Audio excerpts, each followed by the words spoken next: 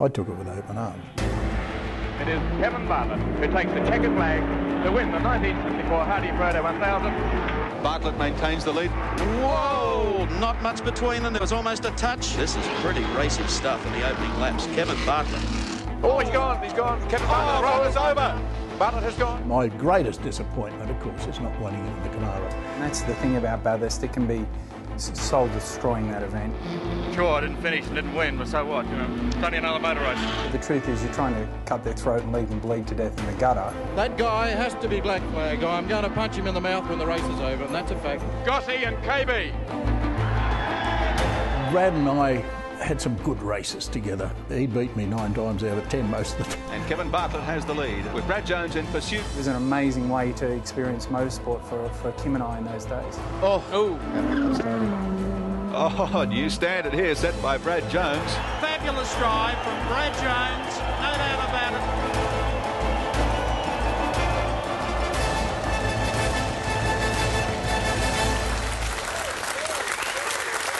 Hello and welcome to Shannons Legends of Motorsport. We're back at the 7 studios and we've been rifling through that amazing motorsport library. Today we focus on 2 of Australia's favourite motorsport characters from very different eras, really. Brad Jones and Kevin Bartlett. We'll also have Mark Osler with a Shannons classic car, and Aaron Noonan will provide expert commentary as usual. But let's meet our first guest. He is a 2-time Australian Drivers' Champion, 1974 Bathurst winner, Kevin Bartlett. You made it. Good to see you, mate. Good to see you.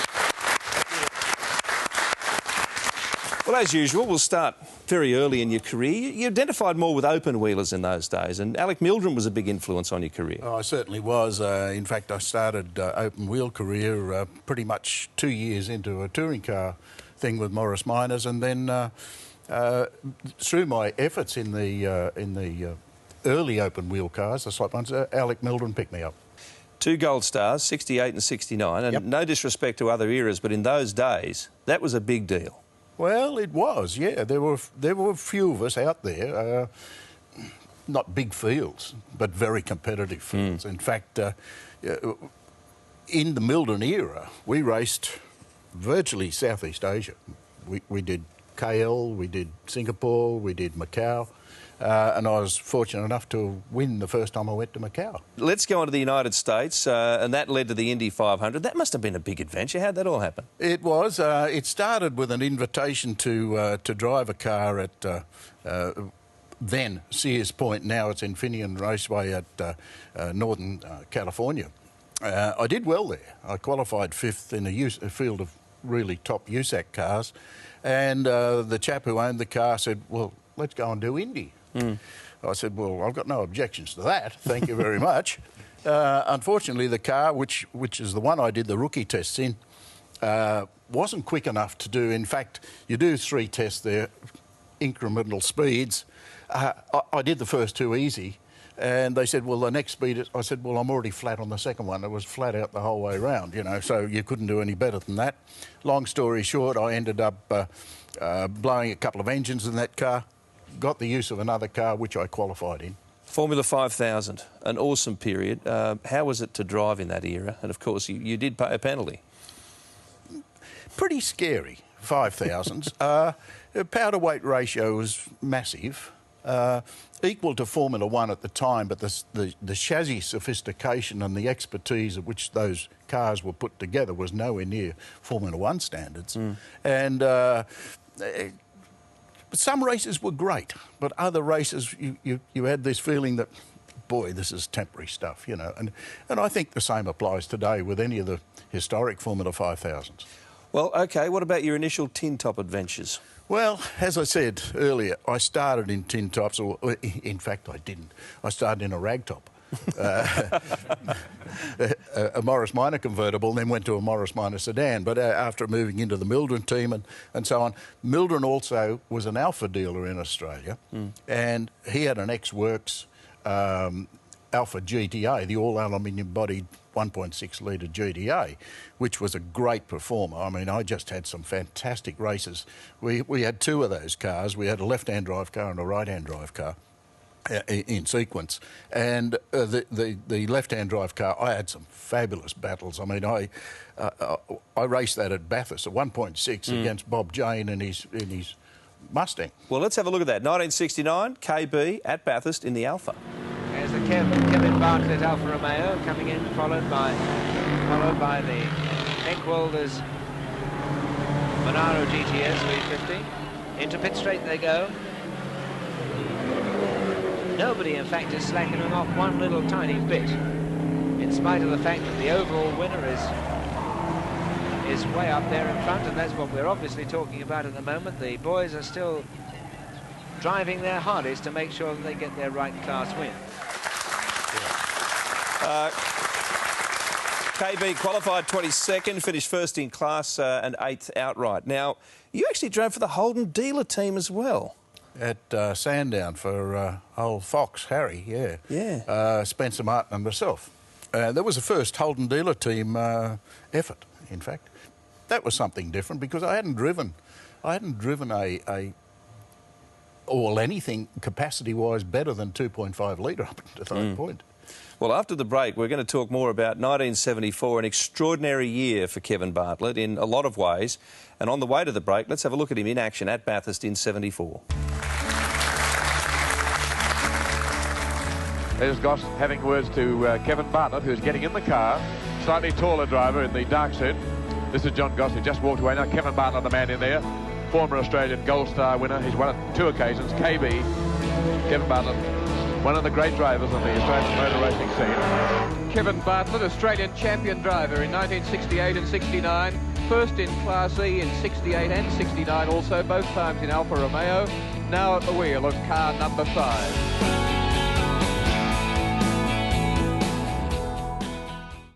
There it is. 1 lap to go. 6.2 kilometres. But not just a greatly run race today, but a campaign over 18 months or more of great dedication and application by all involved in the team and the driving skill of 2 very great Australian drivers.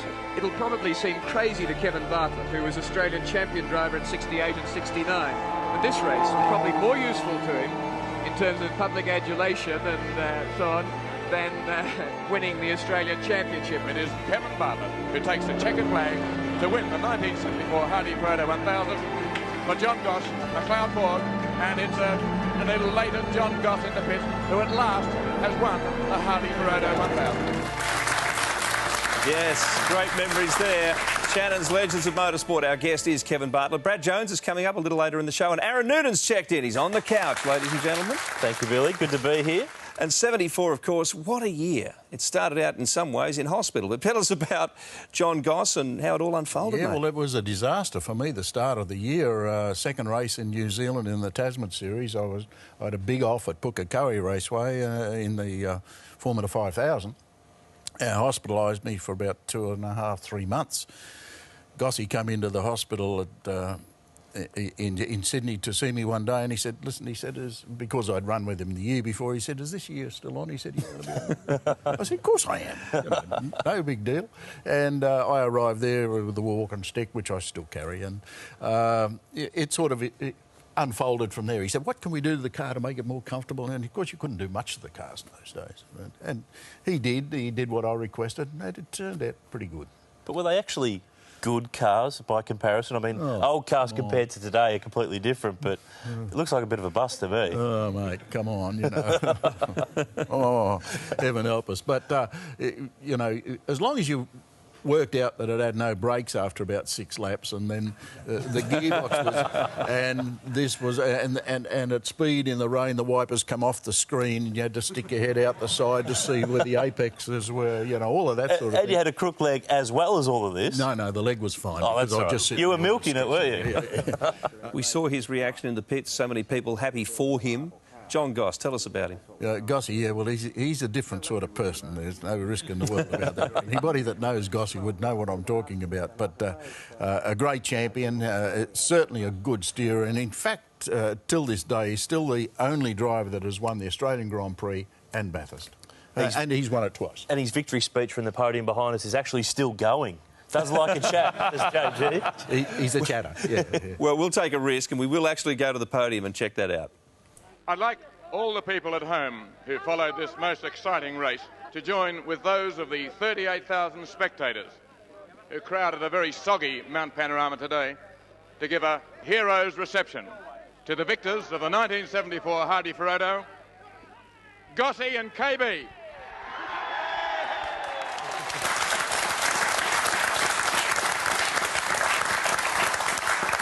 I love that hair, and I couldn't help but thinking the James Hunt of Australian motorsport, ladies and gentlemen, right there.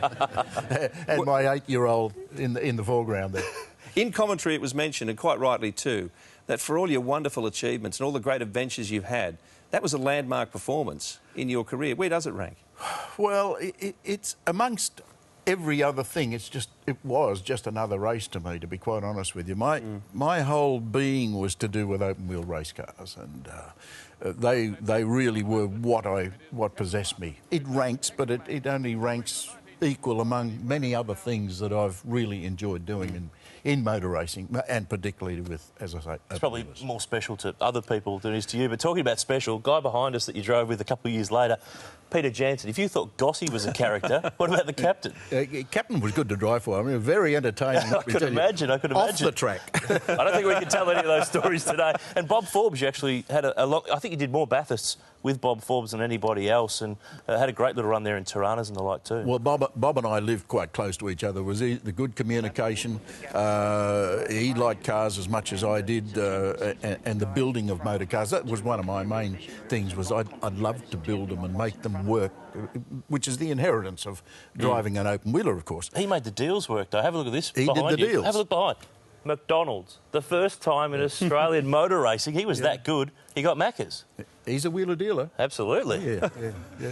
Well, on the way to the break here on Shannon's Legends of Motorsport, we're going to feature a great battle between KB and Alan Grice, as a matter of fact, and KB is in the A9X prepared by Bob Forbes.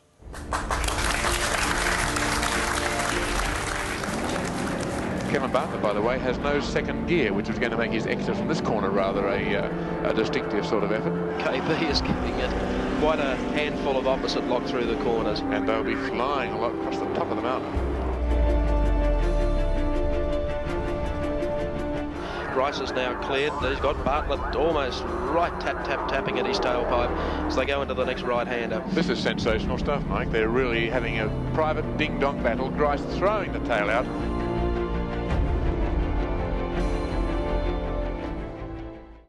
What's it like to handle this new car you built overnight? Well, actually, it's such a dog. I think we should have tied it to the fence because I tell you what, it handles like a bucket of weed. It's really bad. It's bumping out everywhere. Poor old KB, we were working his heart out here. What did you tell him? What instructions did you give him before he set off? Well, I said, mate, just hang on to the gear lever and hang on to the steering wheel. I said, because it's like a Mack truck after a while. Well, as I'm sure you recall now, Dick Johnson famously did some landscaping with the #1 car that weekend. It was an extraordinary story. I suppose, as was pointed out, you were lucky just to have a drive by race day.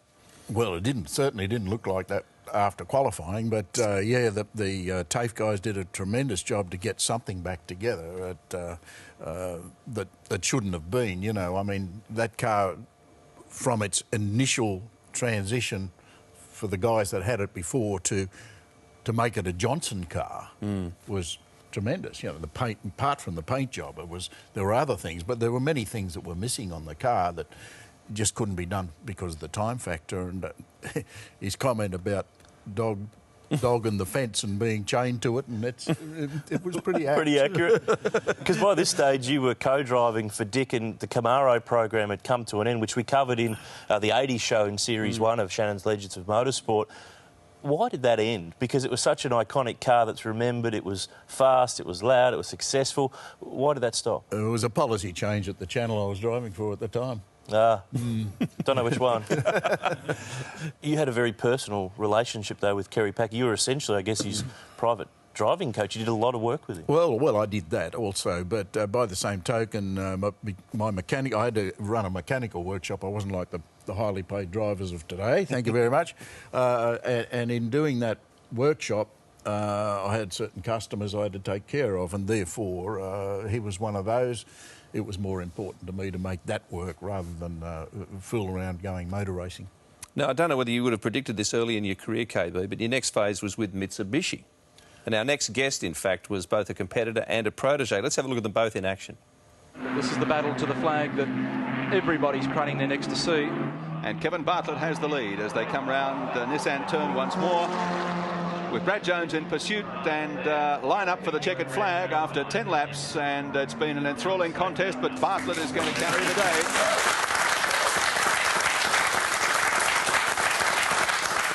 And time to welcome to a much more comfortable chair, Brad Jones, ladies and gentlemen.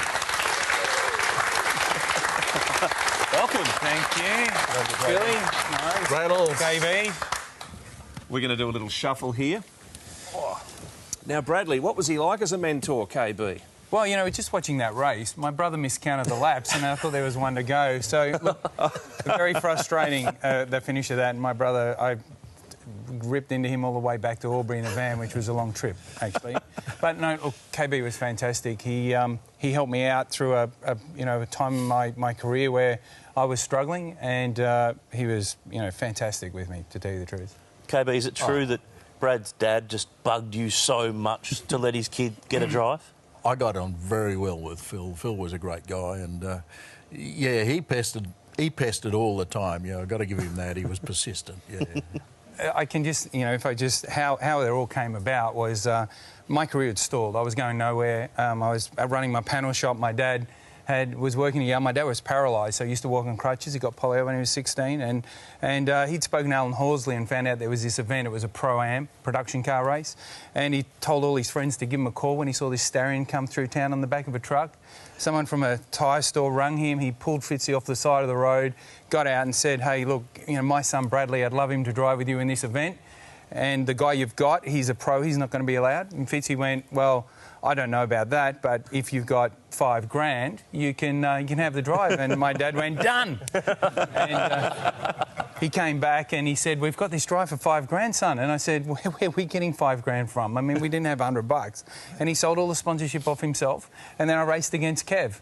We qualified third, and Kev and I was just talking about earlier, I pulled up to pass him for the lead of the race. We're on park, and I looked across, and Kev had that open face helmet on. We've seen him with here, and he's got that snarl going, and I had a full face helmet on, 2 little eye holes in my balaclava, and we just got to the braking area, and I pulled out to brake around the outside, and I looked across and I winked at him, and he burst out laughing. I outbraked him and went on to win the race, unlike a lot of others that we had, and that was the start of our relationship, really. KB, what about, though, that you guys did a lot of racing in Asia and Japan because you were with Mitsubishi, but knowing Bradley like I do, he's not much of a cuisine man, is he? Oh, that's right. Let me tell you about that. First time he went away on a big aeroplane was to Japan with me, and I like Japanese food. And going down the street, of course, let's go and eat, blah, blah, blah. I like steak. He likes steak. And that's it. We're going out of this town one day and we're going to the racetrack. Guess what he spots? The Golden Arches. Hey, he said, "Let's go and eat there." Yeah, he was pretty naive as far as food was concerned then. I don't think he's changed. No, it was, it was a great opportunity for me. I remember the first time we went up there, it was pouring with rain, and I thought Kevin would get in the car first. We had 3 half-hour sessions that day, and Kev said, "Why don't you just go in?" And I went, "Oh, you've organised the trip." And he said, no, get in. So I got in, did about 3 laps, came in, started taking my belts off. He went, "Stay in." So it rained for the whole session. I did the whole session. Then the next session, it was raining. He said, "Why don't you start?" And I went, "Well, you haven't even had a go yet." And he goes, No, come on, in you go. So I got strapped in, did the whole session again in the wet. Next one was raining. I didn't even ask. Got in it. And about halfway through, it started to dry. And I pulled in for slicks, and he went, "Get out." What a coincidence. On that note, Kevin Bartlett, on behalf of all of us, thank you for the memories and thanks for joining us here today. Kevin Bartlett, ladies and gentlemen. We're going to keep Bradley around for a few more stories. And on the way to the break here in Shannons Legends of Motorsport, here's Brad in action in Hardy's Heroes. Now here's the surprise packet of Hardy's Heroes. The Mitsubishi Starion with Brad Jones at the wheel, car 53. About to begin his flying lap. This qualifying for the James Hardy 1000. Australia's production car expert Brad Jones running with the full Mitsubishi Japanese Works team this weekend, having returned from Japan.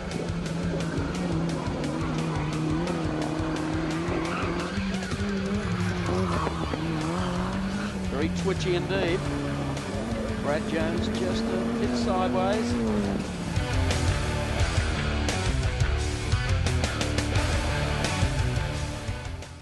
Here we go. Here's the challenge, folks. Jones. Wait for it.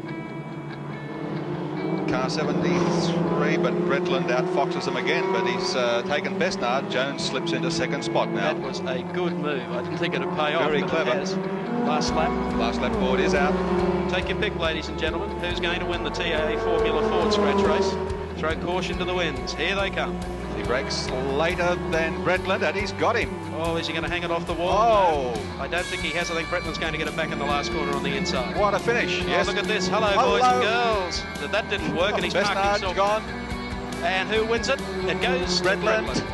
Bretland from Brad Jones, and I think it was Besnard that went off who in the looped in the last corner. corner. That was so long ago, I can't believe it was in colour.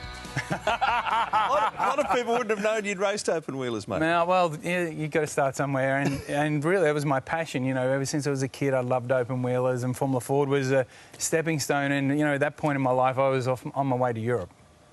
And that was that was interesting. The early years, where did it all get on? Well, it started, Wally Story, actually, who works for me now, was involved. He built that car that you just saw me drive, and Chris Davison, who from the Davison family had decided to help me. He got the sponsorship for me, and we set about trying to win the Formula Ford Championship. My second Formula Ford race was at the 1980 Australian Grand Prix at Calder, where Alan Jones turned up with that Williams, and I'd won that. I won a couple of races and qualified on pole, and had an amazing weekend. And then 81, which is the year we saw that, I discovered it wasn't as easy as it was at the first race. But before you got there, though, you were doing the dirt bike thing and motocross and a bit of karting and the like. So the two-wheel thing was where it really started, wasn't it? Absolutely. You know, I had a motocross was what it was about for me, and then short circuit, and I did a lot of racing around as a kid. I remember we had a weekend off. I went to Bendigo for the Australian Small Track Championship with a motocross bike. They all had those little sliders. And I came third in the Australian Championship. You know, it was like a weekend off. It was pretty cool, the things I got to do growing up. But then, you know, went past the bikes, got into the Formula Ford, you know, sort of dabbled with road racing, or wanted to a little bit, but really chose, rather than have a go-kart, to get more into car racing. And that was what it was all about with the Formula Fords. And at this stage of your career, there's a bit of a roadblock popping up. It starts to, the momentum falls, but there was a great car Money or two that was you a drove. roadblock. Well, there's always a bit of money. There's always a problem with a young driver. But Brian Thompson and Peter Fowler had this amazing Mercedes sports sedan that you did some racing in, and also they had a Chevy Monza as well. And just like the Formula Ford Vision, I've managed to dig something out of the archive. So here is Bradley in the mighty Monza at Winton in 1986. The way Brad's going at the moment, he could very well upset the lap record here, which is held by Tony Edmondson in that powerful Alfa Romeo. He set the time in 58.8 seconds, and Jones getting down to those times as French goes around at Castrol Corner and backs neatly off the circuit. So it'll be a Thompson 1-2 as far as his cars are concerned. But Brad Jones will be the driver as he comes through Ollie's S's. French is just back on the circuit ahead of Bob Jolly. I think Jolly's going to get past him, so it'll be Bob Jolly in third place. Checkered flag is out, and there's the victory to Brad Jones. Always good to have a race win, isn't it? But I don't think it's a smart piece of career progression when you beat the boss in the other car. No, but Tomo was trying to win a championship then, and I was just trying to help him. And it was a great opportunity for me. They got me along. We'd have the two cars sitting there for qualifying. He'd get in one on green tyres, do a time, get in the other one, do a time. I'd sit on the fence, and with about 4 or 5 minutes left to go in the session, he'd go, I'm going to race this one today, and I'd get strapped in the other one and then qualify the car and then try and help him win the championship, which was, you know, what I was there for to do. Speaking about getting strapped in, I think that's what I think about when the Thunderdome gets mentioned. Great shot behind us here of Brad on board the Commodore Oscar. Super speedway racing with Bob Jane was big in the late 80s, and you were right at the forefront of it. Look at you Speaking of big, look at the size of rabbit on the back of my helmet. which you had on your helmet, so your dad could see. Dot, yeah, from the very first time. It was a really cool emblem I saw on an oil can from America, and I liked it, so I stuck it on my helmet, and my dad couldn't recognise me. So I had black helmet's not that hard. But the rabbit grew until it stopped being a white dot by the commentators, and it was a hair on the back of it, the rabbit on the back of the helmet. And so that's, I identify with that. And my son has it on his helmet, my nephew has it on his. So it's a bit of a family thing now. And Oscar racing was very good to you because you won 5 championships, you won stacks of races. At a time when that was so healthy, the Thunderdome racing was really competitive with big fields. And crazy side crowds. We get 35 to 50,000 people there. And for my brother and I, we really, all we did was racing was to make a living and, to win, obviously. So it was an area where paid crazy prize money, and it was great for us. There was a 10,000 bonus if you won 3 races in a row.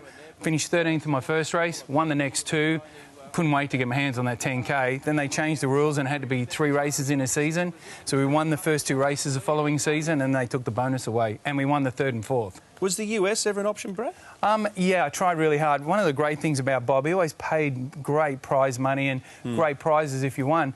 Every year he'd send the winner over to America, and Kim and I won it 6 times. So when I started getting, took me a while to get the NASCAR my head around NASCAR here, but over there trying to break in, a lot of Australians had gone over there, not done too well, but I just couldn't get it across the line, unfortunately. It was probably one of the great regrets in my career, not being able to go over there and have a run in a NASCAR and see what I could do. Well, let's pause for a moment to have a look at one of the special cars in your career. This is Mark Osler with a Shannons classic car. Bill, as we're discovering in this episode, one of the hallmarks of Brad Jones' racing career was his versatility. He was able to win a number of different championships in a variety of cars and categories. His dominance of super speedway racing in the early 1990s is a testament to his versatile talent. They called them Oscars, cost-controlled Aussie versions of the USA's famous NASCAR breed.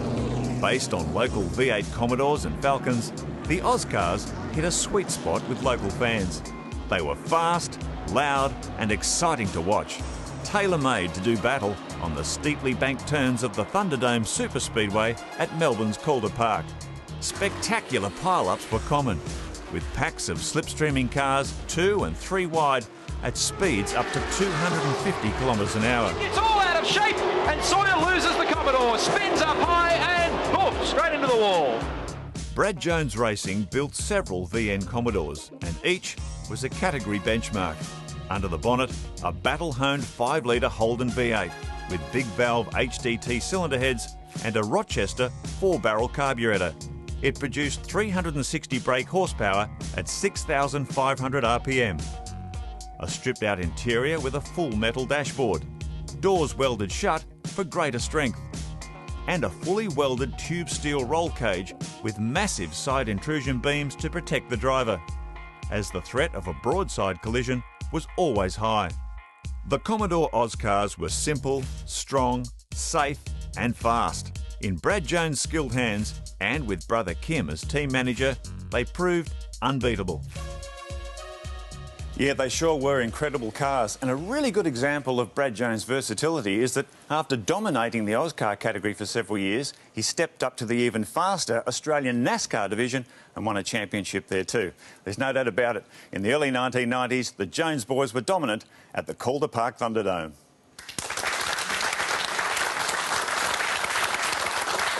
Thank you to Mark Osler with another Shannons classic car. On the way to the break, let's have a look at Brad in action in Oscar. As we take the Dulux Auto Colour race cam. And look, have we got a race going here with Bradley Jones leading it in the Cooper Tools Commodore. Oh, not supposed to do that. That's an overrun.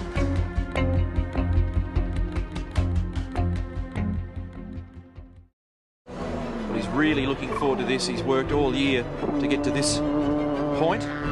Now let's see what he can do. The green flag for his hot lap of Mount Panorama. Bradley's trying a little too hard just at the moment. Brad Jones, the Mobil 1, Sierra 105. Nice line through there. Huge crowds lining the top of Mount Panorama. Let out a roar for the Mobil 1 car, Brad Jones at the wheel as he comes up on the halfway mark. 1:13.76. Now he will be pleased with that. Yeah, it's good. It's all nice and tidy at the moment too. Really threshold braking. He's got this thing sitting nicely at the moment.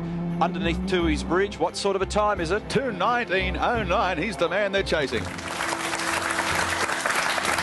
Yes, 1989, the shootout. You qualified 5th. What was the Sierra like to drive? You see me check my wrist there at the end of that lap? Did you think I was looking for the time? I had a heart monitor on and I was seeing what my heart rate was. Wow. So I'd strapped it to the outside of my suit and I checked it a couple of times around the lap to see. Were you surprised? It was like 180, to tell you the truth. But look, the Sierra was... It was like driving a roller skate with a jet engine strapped to your back. I mean, it was just unbelievably difficult to drive. I saw that on the Roadrunner. Yeah, that's what it felt like sometimes. It was a difficult car to get the most out of. And it was an interesting time on my career, getting to know Brock. That was after a lot of the madness, and so I found him to be a fantastic bloke, really, really good guy. And you know, Alan Gower met. I was in that group that we all got along great, and you know. Good times, but difficult car. So, Bradley, I want to be clear on this because I'm a little bit foggy in the history of things. How did that deal come about? How did that start? You know, never ever told anyone this story, really. I think you should now.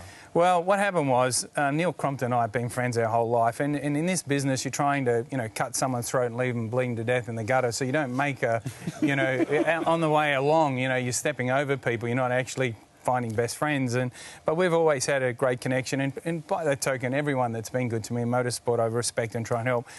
But he'd got a drive at HRT, and I tried very hard to get that drive. I'd raced against Walkinshaw in Japan and Macau, but he got it. So he rang me and said, I'm leaving, and said, you should get the Brock drive. And I went, and how do you suggest I do that? And he said, I've got a plan. So I picked him up at the airport. I drove him out to Brock's. I said to him, good luck. He walked into Brock's. He came out. I said, how'd that go? And he goes, rough. And he goes, I weren't very happy. So I sat there, and 5 minutes went past, and I went, OK, wish me luck. And he goes, OK. So I went in and walked in, said, Alan Gow, hi, how are things going? And he goes, oh, Crompton just quit. And I went, really? It's no good? Who would have thought? Who are you going to hire? Well, I don't know. What about me? What a great idea. Put the kettle on. So we did a deal right there on the spot. And then I went out and sat in the car. He goes, how'd you go? And I said, got the drive. And he said, come and I'll introduce you to the people over at HRT because you never know how long things are going to last in this business. So I was there a year later. And you were involved in sharing a car in '94 with Craig Lowndes. How'd that go? Oh, that was good. I mean, look, it was a very tough time. I was meant to be with Rickard Rydell. I'd finished third on the podium at Bathurst the year before with Gardner under pretty trying circumstances. Craig filled in for Rickard, who was having a baby at Sandown. He was very fast. They felt he was on the way up. And so he was slotted into the car at Bathurst with me. It was pretty tough at the start of the race, but we finished second. But even he admits to this day that he was out of his depth. I mean, he crashed in the warm-up, he spun at the top of the mountain, which the TV cameras didn't actually end up capturing, and somehow through it all, you're still up there. But you really, I mean, credit to you, you finished really second that day, and Craig copped a lot of the accolades. Yeah, but that's OK. I mean, like, at the end of the day, we were a couple of seconds short of going a lap down, and the option was to put me in and then put Craig back in and put me in to finish, because I definitely always liked being the last bloke with the ball at the end of the game. Or, double stint me, and Hogg decided to double stint me, and so I went from being the last car on the lead lap, the very last car on the line, to, caught Dick Johnson under and then they had a safety car near the end of my second stint, and he took off, and I tried to burn my tyres up to pass him, so I had to back off, let him drive away, came at him, caught him, went to pass him, we both ran out of fuel, came in the pits, Craig got in the car, and the rest is history. Well, you've just described it so well, I hesitate to say this, but we're going to show that battle now with Dick Johnson. But this is an extraordinary effort by Holden Racing Team. Don't forget this car, where it was sitting this morning in the wet warm-up. Yeah. Crunched in the wall. Everyone thought it was out. But still chasing Johnson. Johnson doing 2:14.9s. Bradley Jones doing identical time. Actually, a little quicker last time, 2:92 to Dick's 2:96. Gaps down to 2.7 seconds as they came across the line that time. But Brad's done everything expected of him by the Holden race team today. Third here last year with Wayne Gardner. He has been a very consistent, reliable driver at Bathurst over the years. And it surprises me that after all this time, with all his Oscar success and the efforts he puts at Mount Panorama every year, he still hasn't landed himself a regular touring car driver.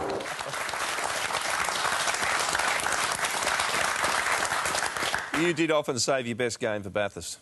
Well, it was, you know, it's a place that I loved. I've been going to and watching ever since I was 7. It was my first memory of a motorsport race, and it meets my eye. You know, it was a circuit that worked out, you know, worked out well for me, and never quite got there in the end to stand on the top of the podium, but had a lot of success up there. Well, so much success. You had 6 podium finishes 3 times as runner-up. I mean, Brad, 24 Bathurst starts. There's only 10 men in history who have started the great race more than this guy. And you drove for so many different people, HRT, Coke, Mark Larkham, your own team. I mean, you drove with a lot of big names along the way. Yeah, very fortunate. And, you know, crazily enough, I stepped out of the winning car 3 times. So it's, you know, it's one of those things, you know, but I love the place. I still go up there now. You know, I'm keen to win it as a team owner, and you know, have some of my fondest memories in racing there. This is Shannon's Legends of Motorsport. On the way to the break, this is Brad Jones on the podium with a weary Craig Lowndes. Second overall today. Fabulous drive from Brad Jones, and the Rookie of the Year, no doubt about it, 20 years of age, Craig Lowndes, second at first time at Bathurst. Oscar champ, Brad, how good does this feel? Oh, it's great, Mike. You know, the boys put up a sensational car. We qualified a little far back, and we got on the pace and ran hard with the car. The crew, you know, it's a bit hard coming second, but we were just beaten by better guys on the day.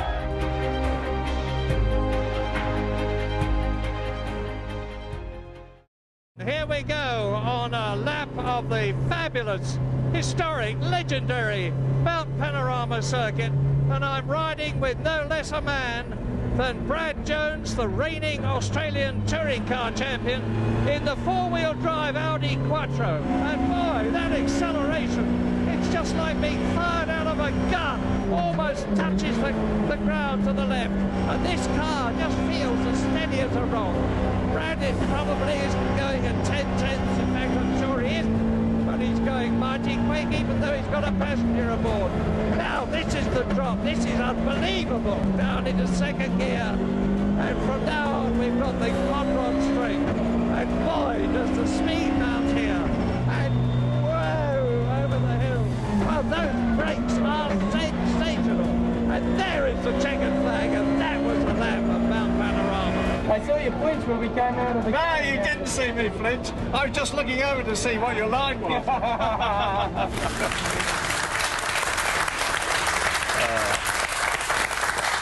I think Murray Walker summed it up when he said, "Oh boy." How was that? He was fantastic. You know, we did it that was the second shoot we did of that, and the first time he had a track map with all the corner names on it.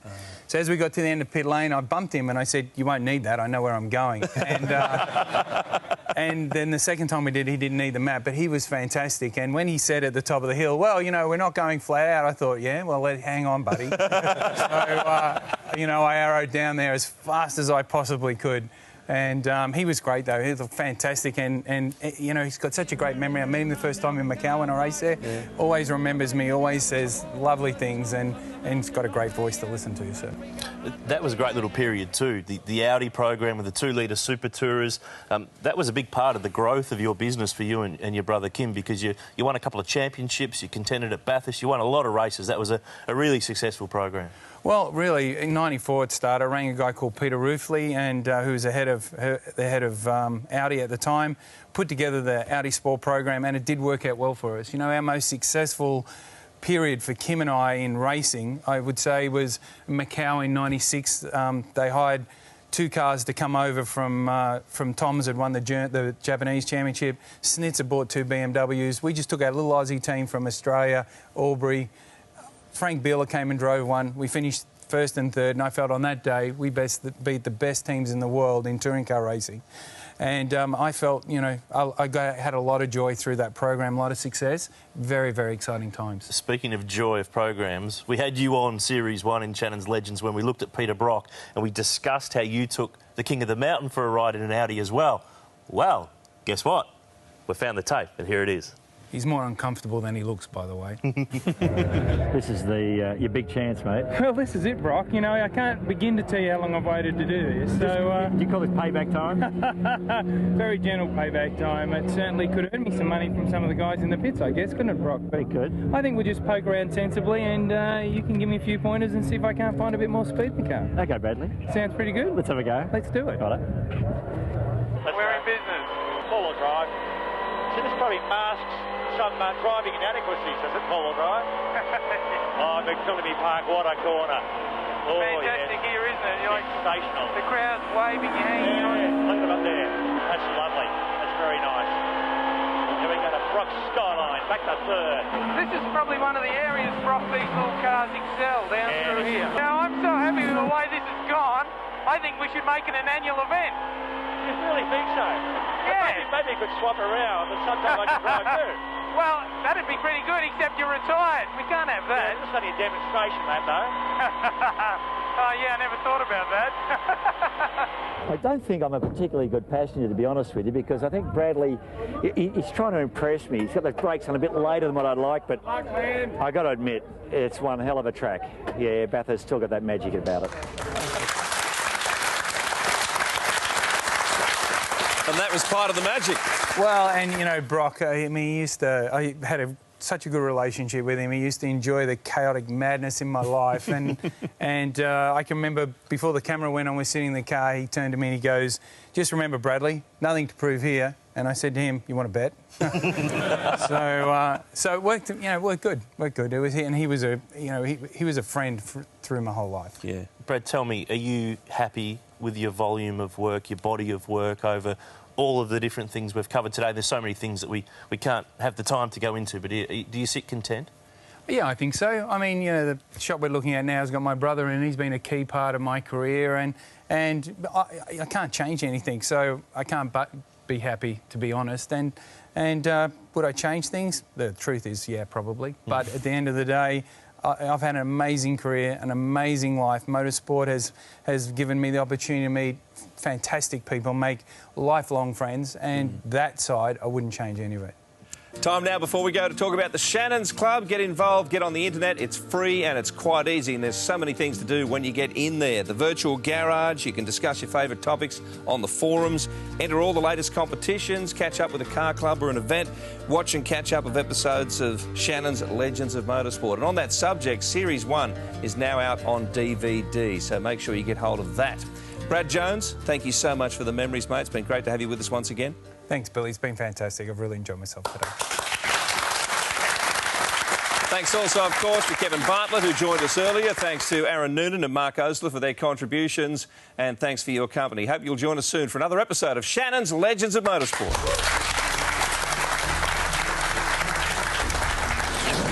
Here comes the crowd reaction to John Bowe across the top of the mountain for the final time. Throughout my career, the hardest competitor I had to race against. We probably never really liked each other that much. I mean, that was just a fact of life. John Bowe from the second row gets down, is spun. Always harder to pass than a kidney stone. And Bowe takes round number one. There's a great aerial view from the 7 helicopter. Bartlett trying to figure out a way around them. Well, we're being helped this time by the Japanese side of Mitsubishi. Brad's done everything expected of him by the Holden race team today. Yeah, hey, Brad.